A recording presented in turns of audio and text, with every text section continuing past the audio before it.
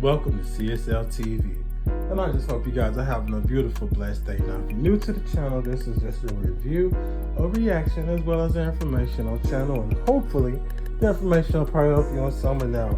And all we do over here is watch videos, talk about them, and stuff like that. And even you guys give a little insight or input, all that good stuff for more of the situations that we do watch. And I do have to say thank you to the folks that's been rocking with your boy, because you could be somewhere else trying to find these videos. And you know, stay tuned, NBC, Notice News, you know, Crime Line. Y'all can find that stuff. But I just got to thank y'all for rocking it out with CSL TV. And you know, I know my commentary don't be the best for a lot of people, but hey, we all different. We are genuinely crafted to be different. But if you need a kidney and mine's good to go, trust me, I got you either way it go.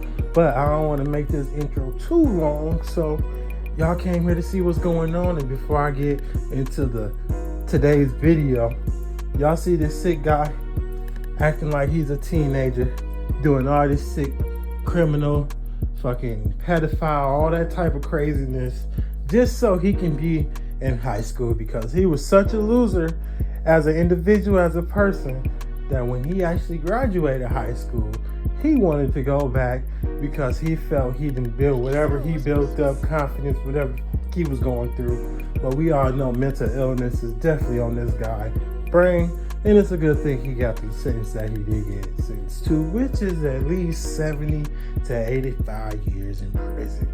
And I just sad that we cannot let our kids go to school because of people like this, along with school shooters. And y'all already know, people that get impact from anything that's very traumatic, it's gonna be hard to live day by day. So we have to give respect to the people out here. That's why I always say you got to be good to your neighbor. And you know, if you run along the line of an asshole or a dick, maybe it's a reason why. But at the same time, nobody should be mean like that. At least if you're gonna get somebody eye contact, just say, hey, how you doing? You don't have to kick a whole conversation, but being a nice, decent human being is something I think everybody should practice, because it goes a long way, depending on what type of day somebody is having. The nice, kind words, gestures, shit like that can just make your day feel so much more gloomy and beautiful and all that good stuff wrapped into one. But like I said, I don't want to make this intro too long, so I hope you guys are having a beautiful, blessed day. That's the key. It can happen to anyone. You should always be prepared.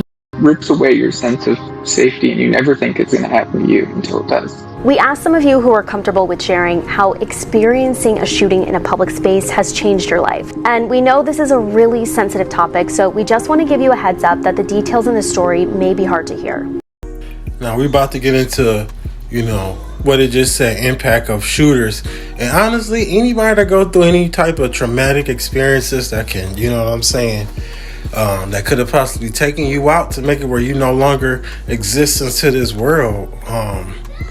So we got to respect, you know what I'm saying, how these folks feel, because if you've never been in a traumatic experience, whether if it's a shooting, anything, you know, a car accident, you know what I'm saying, anything that could have taken your life to make you non-existent to this earth. So again, I just hope y'all being smooth out there. Hope y'all having a beautiful, blessed day. I was in Oakland for the Juneteenth celebration, and then before we got parking, someone opened fire, shot a couple people, and I had to drive away. Me and my partner, we went to a movie on our date night, and before the previews ended, there was a shooting 2 rows behind us. Me and my partner, we went to a movie on our date night, and before the previews ended, there was a shooting 2 rows behind us. Later we found out there was an altercation over a pair of seats, and a 19-year-old had a gun on him, which he used to kill the man. The shooting happened in Berkey Hall on the Michigan State campus and the Michigan State Student Union. Both of those buildings I pass by every single day, twice a day. How has that experience impacted you? It has shaken me to my core. Absolutely. I think about it every single time I go out in public now. It's really hard to be in big crowds around a lot of people, especially knowing that I feel like that makes me a bigger target. I don't think my family or friends realize the gravity of my situation. I know they know I was there, but I don't think they know what it was like being. Kayla is 24 and lives in Colorado now. She says before the shooting in New Mexico last summer, she didn't have a fear of guns. I have been around guns my entire life. I have been educated on gun safety since I was very little because there was always guns in the house. But we always did everything right, always followed the rules, and I feel like if there was a gun around me, it wouldn't be an issue. However, that's not the case with most Americans nowadays, especially like children. When you think back to some of those active shooter drills, did it ever cross your mind that you might actually have to use some of those skills or be in one of those situations yourself? No, because the same thing, we practiced tornado drills and we didn't get a tornado. According to our recent Stay Tuned poll, 85% of voters under 30 say they're concerned about gun violence in schools or public places. Now this is quite, crazy to hear that one of these situations happened to be at Michigan State. And when that happened, man, I was about 8 minutes away from that dang whole situation. And how that guy was moving so quick, so fast, without all them damn officers saying which way he was moving, that had us all on high alert, and we was very, nervous because a customer had came through and said, "Hey, y'all know it's an active shooting?" And we up here at work like, wait, what? But as far as in the, the Juneteenth situation, I know that was very crazy because I think they actually let that guy off or some crazy shit happened. And then as far as in that couple at the movie theater, man.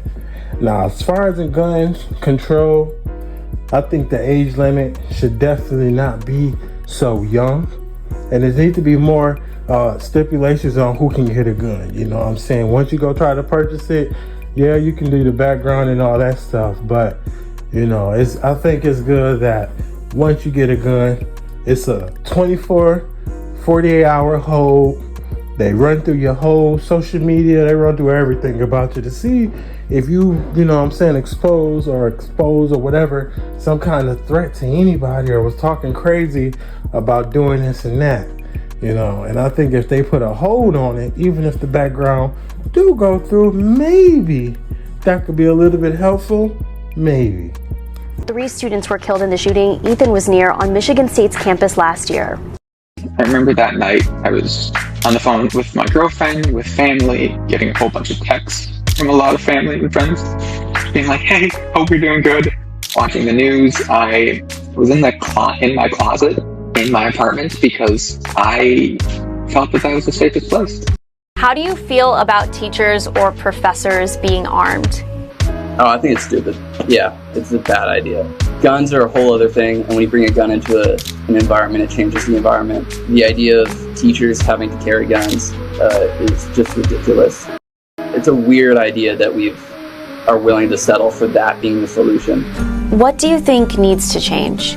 There needs to be more federal regulation on guns. And we need more structure because these are weapons that, whenever the Constitution was written, were not even feasible to our minds. We never thought that we could have this because, unfortunately, unless we get more gun control, then this is going to continue happening, and it most likely will happen to a lot of us. We unfortunately live in a world where you have to think gunfire first instead of fireworks first. It's really sad. We're gonna get there. Speak your voice, use the platform, talk about it, talk to legislatures, talk to your family, talk to everyone about it. This is not something we should hide because it's happening everywhere. You should be able to talk about it. We want to remind you that if you or someone you know is in crisis, you can always call or text 988. And if you do find yourself in a dangerous active shooter situation, experts say remember these 3 steps. Run, hide, then fight. And I just want to say that was crazy to hear. Anybody that's going through something, I pray for you. We're going to get through this because I myself, like I said, anybody can go through a traumatic experience. And, You know, me being in my situation and the car accidents, I can tell you now, anytime I get by a construction zone or I see people driving erratically, man, I get so nervous. And when people talk about anxiety and their chest and how it feel, I used to think it was a heart attack or something. But, you know, people who deal with it, seeing how I be in the car and, you know, talking about it with different folks, not understanding it at the time, and now that I went through my little thing, I understand it. And it means something when other people try to help you out through your situation so you can try to live a better life with what you currently living with. You know, I know for them being in a gun situation, having all types of training and everything, you know, they probably would have, nobody actually would think that they would be in that type of situation. And just to hear that the guy did what he did over a seat, man, I just petty. 2 people losing their life over some simple stuff. You know, then the guy with the Michigan State, y'all hear it in their voice how they just want to break down because nobody deserved to lose their life over the hands of someone else, stupidity, and all that negativity, you know. It's like you have loved ones, friends who care about you, all that type of stuff. And then if you don't get to make it home and now they're grieving and mourning and all this stuff because you're not here. And, you know, all this gun violence that is going on in the world, oh, man. From overseas to the innocent kids and women and men, you know, with all that Hamas and Israel stuff going on, this could actually be in our own backyard. Actually, this is in our backyard because they couldn't even go to a movie without somebody, you know, tragic situation happening, or those kids that was going to Michigan State to be a better person, a better human, and to put hopefully positivity into this world. Those ones that have lost their life through gun violence can no longer be able to do that, you know. And it needs to be more control on it. It needs to be more, a lot of self-control on it. You know, people who go through domestic abuse situation. Now that is some very traumatic experiences that nobody should have to go through because more women are dealing with it than men. And that situation right there, think about the traumatic experiences people go through for years and years of controlling partner. So y'all got to start being respectful of other people's time and space. And like I said, it doesn't take much to say I hope you're having a good day if you catch eye contact with somebody that long.